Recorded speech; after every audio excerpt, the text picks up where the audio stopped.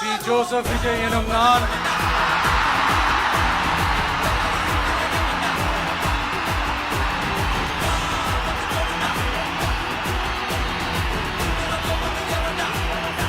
சட்டப்படி அமைக்கப்பெற்ற இந்திய அரசியல் அமைப்பின்பால் உண்மையான நம்பிக்கையும் மாறா பற்றும் கொண்டிருப்பேன் என்றும் இந்திய நாட்டின் ஒப்பில்லாத முழு முதல் ஆட்சியையும் ஒருமையையும் நிலை நிறுத்துவேன் என்றும் தமிழ்நாட்டு அரசின் முதலமைச்சராக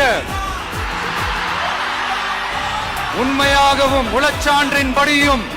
என் கடமைகளை நிறைவேற்றுவேன் என்றும் அரசியல் அமைப்பிற்கும் சட்டத்திற்கும் இணங்க